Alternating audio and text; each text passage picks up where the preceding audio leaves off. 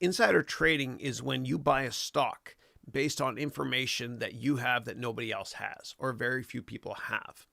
You know, if you ever get information on a stock and you're not sure if you should know about it, don't transact in that stock, please. Or if you work at a big company involved with stocks, go to your compliance department and your boss and tell them that you heard something.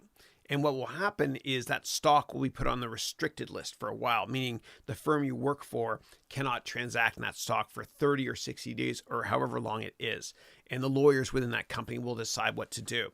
And you're a hero if you do that, because you're basically saving the reputation of the firm and yourself and other employees too.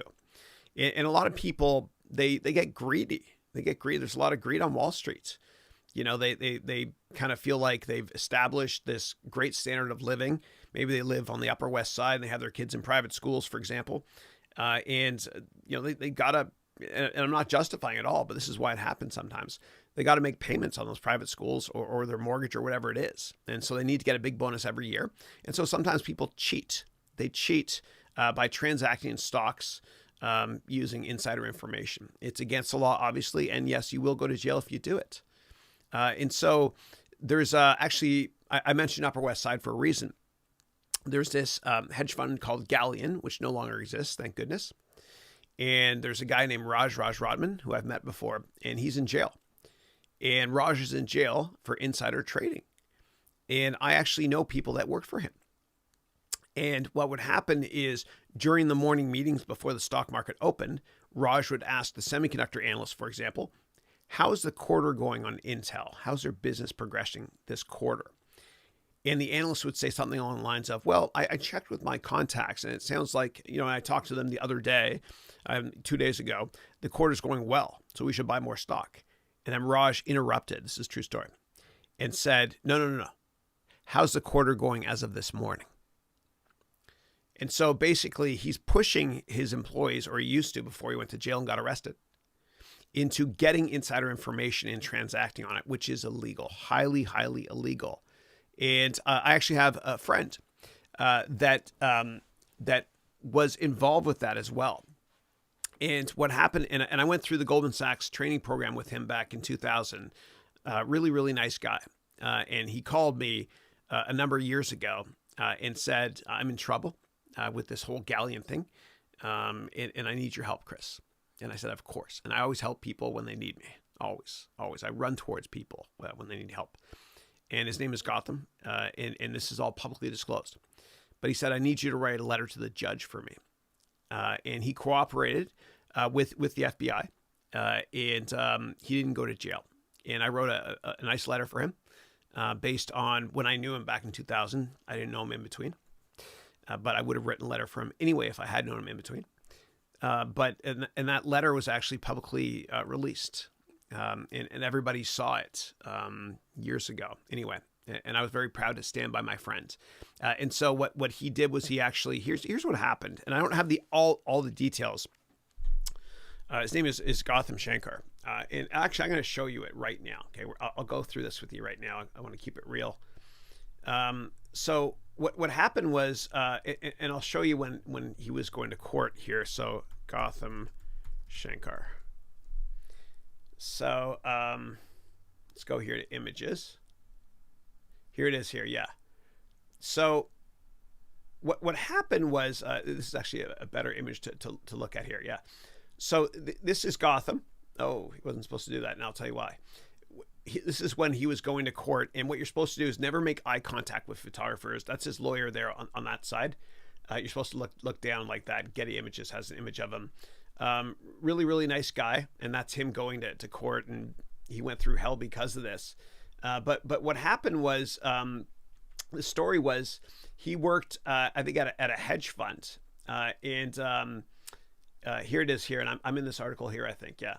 And what happened was he was at a hedge fund, and he said it was there was let me go here. Yeah, he said that he was having lunch and he had all his monitors in front of him and he's taking a million calls at the same time, and somebody called him with a piece of information, and he passed on that piece of information to somebody else without even thinking about it.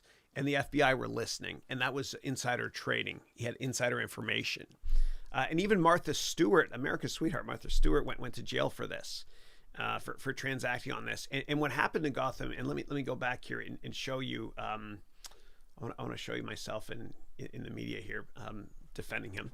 Not what he did, but him as a friend. So if you go here to ex-Goldman Sachs employee spared prison, and I think I'm in here. Let me search here. Search Haroun. Yeah, it is. Okay, good. Yeah.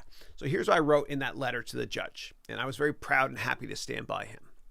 I wrote, Gotham and I were in the training program together at Goldman Sachs, said Chris Haroun, a former colleague.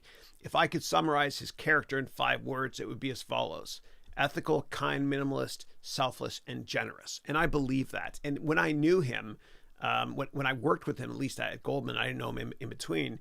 That's what he was to me. That's what he was to me. And he got caught up in this, and thank goodness he's okay now. He's okay now, and I'm proud that I helped him. But that was insider information. And I have another friend that got arrested, and he was in jail down in, and I've never done anything illegal, but again, when bad things happen to people, I run towards them. But he was in jail in a place called Taft, and I'm not going to name his name. He's out now. But it's a Taft prison. It's 5 hours south of here. And I went to visit him. I'm going to show you what it looks like. Yeah, there it is, the Taft Correctional Institution. So I drove down a couple times to see him because nobody else would. And he got arrested for something he did before I met him. But he's a friend, and I stand by my friends. And so let's go look what it looks like. When you walk into it, it's a correctional facility. This is it here on the outside. And when you walk in, it was bizarre. I walked in right here, and this is kind of an older picture. I went in the front door, and it was like a kind of a low-end Ramada. And there were people sweeping, inmates sweeping, and they're wearing gray sweatshirts and jeans. And you're not allowed to wear those two things when you go there because they don't want to identify you with being a prisoner there. I walked in and met with my buddy there, and it was really, really sad. He's out now, but this is what it looks like. It's not like a maximum security prison like you see in the movies. But he was there for a couple of years. He's out now. But insider trading still happens. I'm sure of it. Obviously, I don't know about it, but I'm sure it happens all the time. It's whenever you have a big financial crisis and people are scammed, then government creates new regulations. So after the Depression, the government created the securities laws in 1933, which are still in effect today. And that's where it talks about insider trading. And after the year 2000, bubble 1.0, I guess, for internet, what happened was the government created something called Regulation FD, which stands for Fair Disclosure.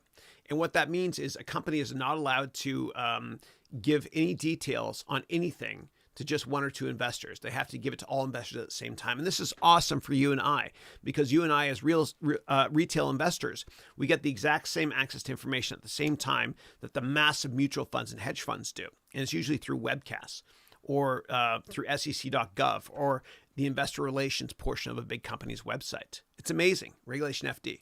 And that came out in 2002. Elliot Spitzer was a senator at the time before he got in trouble for something else. I'm not going there. But he created that.